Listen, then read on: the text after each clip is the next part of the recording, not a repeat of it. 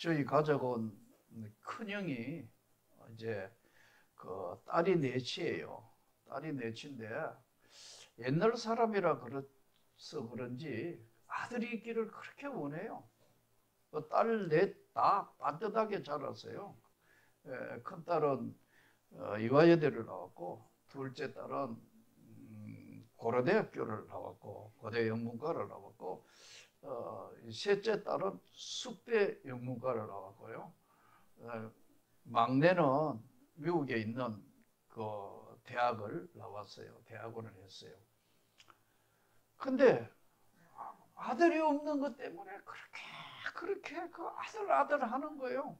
나하고는 나이가 거의 20년 차이거든요. 그러니까 내가 아들 아닌 아들이 된 거예요. 내 밑에 막내 또 있어요. 근데 이제 그 둘째 딸이 그 이제 내가 중학교 3학년 때인데 이제 둘째 딸이 4살짜리예요. 고려대학 나온 그 딸이 4살 때 애를 잃어버린 거예요. 지금 이맘때쯤 된 것 같아요. 추석 지내고 난 뒤에 뭐 어수선할 때인데 4살짜리 아기를 이제 4명 중에 둘째 딸이잖아요. 애를 잃어버렸는데 못 찾는 거예요. 그래서 이걸 그 시장 통해서 잃어버렸는데 못 찾아가지고 난리가 난 거예요. 뭐 온 집안이 뭐 난리가 나고 막 그런데 그 동네 사람이 누가 지나가다가 말을 잘못했어요. 그 딸만 아는데 하나 없어지면 어때 이러는 거예요. 그래가지고 막 그 우리 형수가 너무너무 가슴 아파하는 거예요. 못 찾았어요. 그래가지고 이제 오전에 잃어버렸는데 나중에 밤 한 10시쯤 돼가 찾았어요. 어디서 찾았느냐? 파출소에 가 있은 거예요. 애기가 이제 길을 잃어버린 애를 찾았으니까 파출소에 이제 데려갔는데, 야 그때 형수의 얼굴빛이나 우리 큰형의 얼굴빛 보니까 야 이거 애 잃어버리면 이렇게 되는구나. 그러니까 뭐 할머니 뭐 하고 다 얼굴이 시커멓게 된 거예요. 나도 온 천지를 쫓아다니 왔는데 내가 중학교 3학년 때니까 아무리 찾아도 못 찾는데 애가 잃어버리니까 4살짜리가 어떻게 갔느냐 보니까 무조건 반듯하게만 간 거예요. 꽤 멀어요. 거리상 한 1.5km를 간 거예요. 그럼 상당한 거리 아니에요. 애기가 1.5km만 4살짜리면요 굉장히 먼 길을 간 거란 말이에요. 그래서 이제 못 찾으니까 누가 이야기를 해서 파출소에 데리고 있는데 온통 연락하다 보니까 파출소에서 연락이 돼서 이제 애기를 데려온 거예요. 여러분, 우리가 돈을 잃어버리거나 아니면 또 요즘 애기들 이제 잃어버리면 난리가 나잖아요. 가끔 요즘 문자 이렇게 뜨는 거 보면은 뭐 치매에 있는 노인들 잃어버렸다고 막 문자가 뜨잖아요. 잃어버리지 않은 사람은 그 심정을 모르겠죠. 오늘 이 본문은 그의 부모가 해마다 6월절이 되면 예루살렘으로 가더니 그랬거든요. 이게 무슨 말이냐 하면은 유대인들은 자기의 정체성을 찾기 위해서 반드시 유대인이면 1년에 한 번은 6월절에 예루살렘 성전에 올라가야 되는 거예요. 마치 지금 이슬람이 평생 죽기 전에 한 번 성지 순례를 해야 되는 거하고 똑같아요. 유대인들은 1년에 한 번은 진짜 유대인이면 예루살렘으로 올라가서 6월절 지키는 거예요. 이때 문헌을 보면은 1세기 문헌을 통해서 보면은 어느 정도 이동이 됐냐? 200만이라고 그랬어요. 200만. 여러분 생각해 봐요. 200만이면 그 시대가 어느 시대예요? 예수님 시대예요. 지금도 이스라엘 1000만 명 정도밖에 안 되잖아요.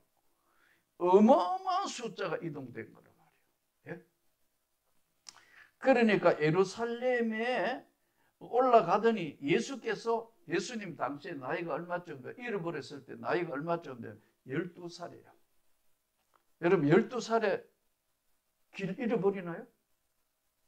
12살에 집 잊어버리나요? 12살이면 초등학교 8살에 들어가면 지금 4학년, 5학년 아니에요, 소위.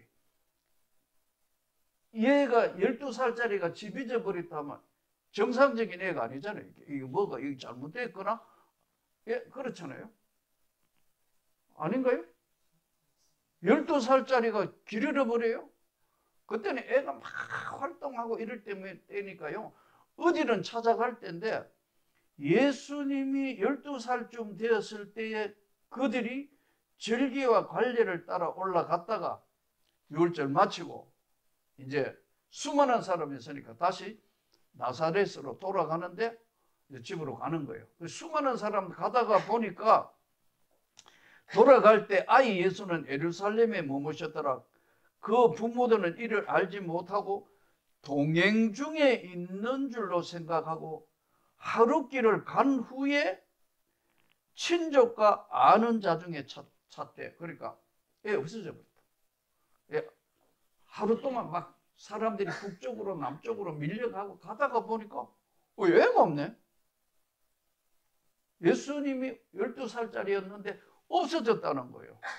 이래서 동행 중에 있는 줄로 생각했는데 없으니까 다시 만나지 못함에 찾으면서 예루살렘으로 돌아갔더니 사흘 후에, 그러니까 하루 갔다가 3일 걸린 거. 왜 3일 걸렸죠?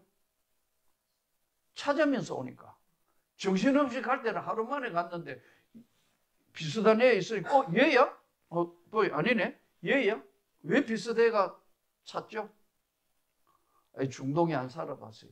압둘라처럼 뭐 덮어쓰고 있으면 그 걔가 걔고 여자분들도 이렇게 보면 아니 거기다가요 이 복장이 비슷하다는 거는요 학생들 내가 학교 선생하면서 보면 교복 입고 머리 단발머리에 보면 걔가 걔인가 몰라요.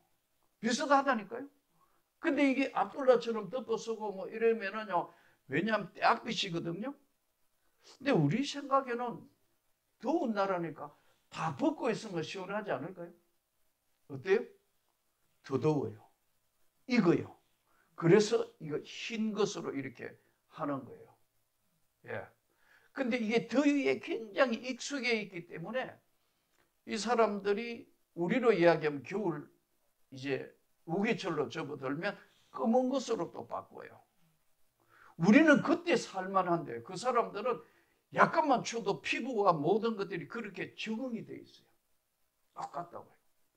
그래서 찾다가 보니까 3일이 하루 이틀 사흘 걸려가 이제 여기는 없겠지 하고 와서 예루살렘에 오니까 그 성전 안에서 랍비들하고 선생들하고 이제 대화를 하는 거예요.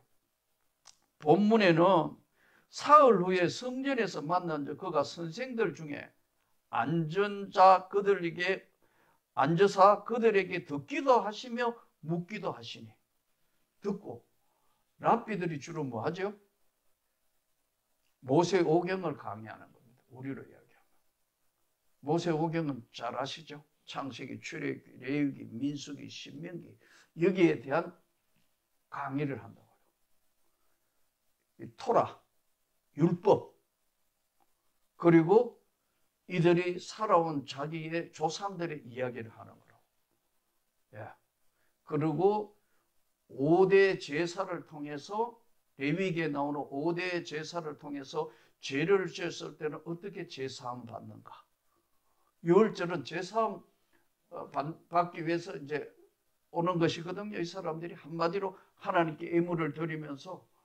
그런데 이 절기에 따라서 이제 랍비들이 예루살렘에서 그 내용들을 강의를 하니까 듣기도 하고 우리로 얘기하면 질문도 하고 듣기도 하고 그가 선생들 중에 앉아서 그들에게 듣기도 하고 묻기도 하시니 듣는 자가 그 지혜와 대답을 놀랍게 여기더라.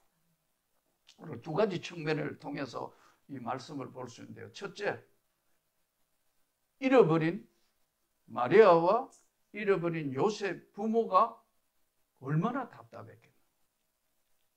여러분 세상 사는 날 동안은요, 가족만큼 소중한 게 없어요. 동의합니까?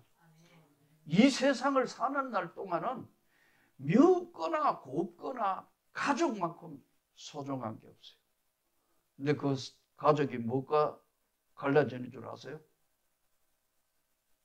재벌단 한번 보세요. 돈 때문에. 인간을 늘 자주 이야기하면 가장 추적게 만드는 게 돈이에요. 인간을 가장 슬프게 만드는 게 돈이라고. 가장 필요한 것도 돈인데, 여러분, 그래서 성경은 이렇게 말씀해요. 있는 것을 족한 줄로 알아라. 감사할 줄 알아라는 거예요. 만족할 줄 알고 거기에서 여러분 더 많은 풍성한 것을 받으셔야 돼요. 지금 있는 것에 만족하지 못하면서 매일 그러면 성경은 이렇게 딱 정리해요. 삼가 탐심을 버려라. 근데 우리가 볼 때는 이상하잖아요. 재벌들, 어마어마한 사람들, 뭐 서로 형제고 원수지간 되고 막 재산 나누는데 막 지금 뭐 거의 수천억 가지고 싸우고 하는데 이해가 안 되잖아요. 근데 그렇게 사람들이 거기에 익숙해 있을 때는요, 그게 자기들이 볼 때, 그게 우리는 비정상이지만 그 사람들이 볼 때는 그게 자기들의 삶이에요. 여기 이 사실 가족의 소중함이라는 것은 아무리 강조해도 세상에 가장 소중한 게 가족이라는 걸 우리가 오늘 사흘길을 찾으러 나선 요셉과 마리아를 통하여 배울 수 있는 거예요. 근데 이 본문을 가지고 이 주로 독일을 중심으로 한 자유주의 신학, 우리나라에도 많이 돌아있습니다. 지금 교수들 중에도 자경화된 사람들도 많고요. 이것과 뭐느냐 하면요, 시비를 거는 겁니다. 예수가 하나님의 아들이 아니다는 거예요. 삼위일체를 소위 공격하는 거예요. 예수도 인간이다. 그래서 이게 AD 325년부터 예수님이 십자가에 돌아가시고 그리고 제국의 핍박을 받다가 드디어 콘스탄틴 대제 때, 기독교가 로마에 이제 공인되면서부터 시작한 제국의 핍박을 받던 기독교가 제국의 종교로 떠오르면서부터 문제가 생기는 이 본문을 통해서요, 인간인가 신인가, 우리 기독교 핵심 기본 진리 공부를 다 했잖아요, 그렇죠? 또 신학대학원에 가면은 제가 늘 말씀드리지만 이 조직 신학이라는 것을 통해서 가르치고 배우게 됩니다. 신인가 인간인가, 이것 때문에 논쟁을 만든 본문이기도 해요. 예수가 어릴 때는 신이 아니잖아. 이거 인간이잖아. 배고파하고 피곤해하고 다 인간적인 모습인데 신인가 인간인가, 이 논쟁이 AD 325년에 소위 아리우스 아타나시우스 논쟁이라는 것으로 벌어집니다. 아리우스는 예수는 이 본문과 이런 거 볼 때 인간이야. 아니야. 절대 아니야.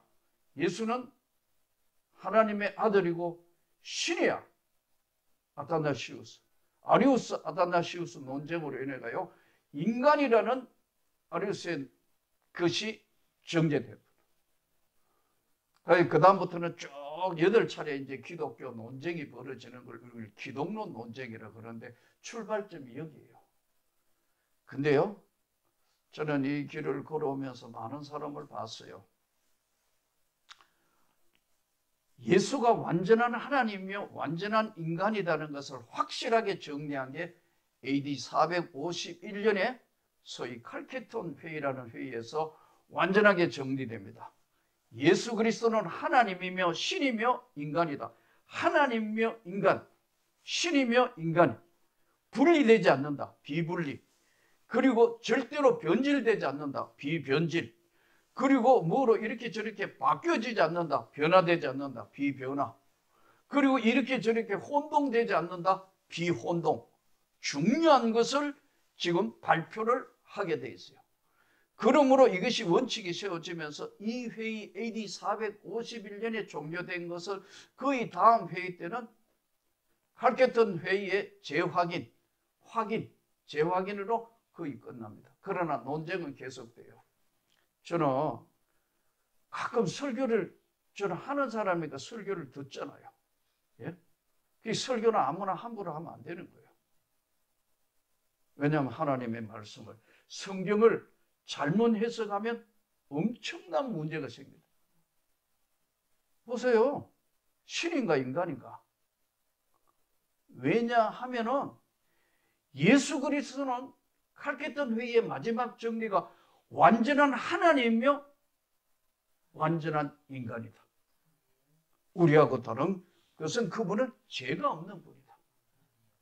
그러니까 이제 저는 설교를 하니까 설교를 하는 사람들한테 관심이 많아서 저도 방송 설교를 여러 해 했습니다만 방송을 듣거나 설교를 이렇게 들으면서 이건 아닌데?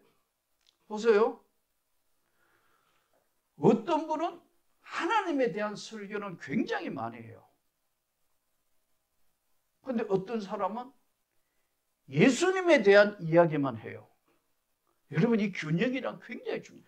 구약 성경 전체의 주제가 뭔 줄 아세요? 하나님이에요. 하나님이 천지를 창조하셨다. 이게 주제예요. 신약 성경의 주제는 뭔 줄 아세요? 예수예요. 아브라함과 다윗의 자손 예수 그리스도의 세계에 대해서 말씀하는 거예요. 그러니까 어떤 분은 계속 예수님이 이야기하고 하나님 이야기는 안 하는 거예요. 그러니까 이 신과 인간이, 이 세상에 신이며 인간인 사람이 어디 있어요? 다 누구 부모가 다 있고 그러는데 예수님은 성령으로 잉태됐다는 것을 무너뜨리면 인간이 되는 거예요. 그래서 우리가 지금 오늘 또 예배 드리면서 이분한테 우리가 이름으로 제사함 받았고, 이분의 이름으로 성령의 능력을 받았고, 이분의 이름으로 그 나라에 가는 거예요. 이거를 지금 무시하다가 보니까, 이거 보세요.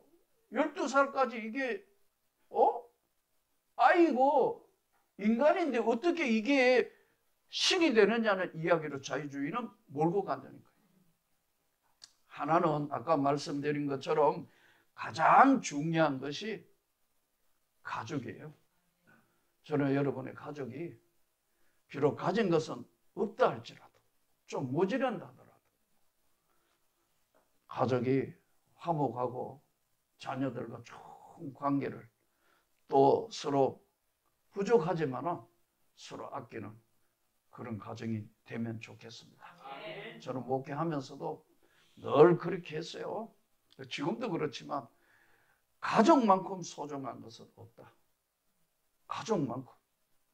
여러분, 그 돈 때문에 왼수지간 되고, 또 서로 이거저거 때문에 마음 상해가 가족들끼리 왼수지간 되고, 난 그런 가족들 말도 안 하고 쳐다보지도 안 하고 하는 가족들 이야기를 교회 안에서까지 교인들끼리 서로 왼수는 아닌데 왼수지간처럼 돼버리는 것을 볼 때 너무 마음이 아픈 거예요. 이 세상에 그 어떤 것보다 가정과 가족이 중요하다는 것을 알고 잘 지키기를 축복합니다. 유진 블랙이라는 사람이 예전에 대한민국을 평가를 할 때 사실 1974년을 기점으로 해서 북한과 우리 남한의 경제력이 바뀝니다. 61년도에 대일 청구권, 지금 박정희 대통령이 대일 청구권 얻어가 할 때 유진 블랙이 뭐라 하냐면 대한민국 그거 되는 나라가 아니다. 그 가난한 나라, 그 희망이 없는 나라에 돈 빌려줄 수 없다고 그랬다. 61년도 기준으로 보면 북한이 우리보다 4배 더 잘 살았다. 북한이 우리보다 4배를 더 잘 살았다. 그런데 74년도 되니까 비슷해져요. 지금 어때요? 왜냐하면요, 여기 대한민국은 하나님이 축복하셔서 그렇습니다. 하나님이 교회를 세우고 믿는 자들이 눈물로 기도하고 하나님의 은혜를 입었기 때문에 이만큼 잘 사는 거예요. 근데 사람들이 깨닫지를 못하는 거예요. 수많은 선교사들 와가 여기 학교 세우고 병원 세우고 수많은 것 때문에 하나님이 기억하셔서 이 대한민국을 축복을 하신 거예요. 근데 이건 모르는 거예요. 북한 땅 보세요. 하나님 없다고 성경만 들고 있어 처단하고 막 어마어마한 거 지금 징벌에다가 공포 분위기에다가 모든 거 하잖아요. 이건 뭐예요? 왜냐하면 하나님을 인정 안 하는 거예요. 예수 이름만 불러도 이거 큰일 나는데요. 성경 소유하고만 있어도 이거는 무조건 처단의 대상이 되는 거예요. 사랑하는 오늘 이 자리에 있는 우리 선교사님들, 목사님들, 우리 말씀 듣는 우리 성도님 여러분들 깊이 생각해야 합니다. 하나님이 주시는 축복이 아니고는 이 땅에 우리가 누릴 수 있는 게 없어요. 그런데도 불구하고 이제 가족이 해체되는 거 이것들을 여사로 생각해요. 너무 가슴이 아픈 거예요. 어제는 미국에 계시는 분이라는 분이 한번 그 오렌지 카운티에 있다 계시던 오시는 분이 자기가 78시라 하더라고. 남자분. 가족을 다 데려왔어요. 가족을 이제 그 부인 되시는 분은 간호사이시고 이분은 78세 남자분인데 그리고 아들을 데려왔어요. 가족이 다 왔어요. 아마 한번 만나기 위해서 저를 만나기 위해서 아마 하루 종일 전화했다. 다 온 집안을 다 동원해가 찾았는데 드디어 여기 선교 사무실에 있다는 걸 알고 연락이 됐어요. 그러다가 여러분 잘 아시다시피 저는 모르는 전화는 안 받아요. 왜냐하면 목회할 때부터 이게 그걸 받으면 목회가 안 되니까 그 사람하고 뭐 이야기 모르는 사람 전화는 일치 안 받는데 어떻게 전화를 받았어요. 그래서 이제 오신 거예요. 너무나 놀라운 이야기를 하는 거예요. 자기가 신약 성경을 이제 이 눈이 너무 나이가 있으니까 시력이 안 좋고 이래 가지고 이거 어떻게 하면 성경을 읽어야 돼? 읽기가 힘들어서 귀에 꼽고 성경을 신약 성경만 400독 했대요. 안 놀라네요. 신약 성경만 400독을 했다는 거예요. 그리고 자기가 미국에서 사업을 했대요. 그것도 그 부인 되시는 분은 간호사 리타이어 하시다더라고. 좀 편안하게 살 수 있는 준비가 다 됐는데 1년에 한 번씩 이렇게 한국에 왔는데 친구들한테 이거 도저히 안 되겠다. 이거 이대로 두면 다 지옥을 갈 것 같다 해서 전도를 하면 그런 이야기는 하지 말라는 거예요. 친척 그리고 가까운 친구들한테 미국 간지 47년 됐다. 그러니까 좀 성공한 사례 같아요. 그런데도 지금 여기 와가 1년간 부산분인데 1년간 아파트를 지금 예약하러 간다고. 그 1년, 2년 이유는 딱 뭐냐? 전도하려고. 아무리 그냥 한 번씩 와가 이야기가 안 된다는 거예요. 모아놓고 이야기하면 하면 이건 안 되고 어떻게 하다가 우리 기독교가 이렇게 되는지 모르겠다는 거예요. 그래서 관계를 맺으면서 밥도 먹고 같이 산책도 하고 같이 있으면서 이들에게 진짜 지옥을 가도록은 막아야겠다.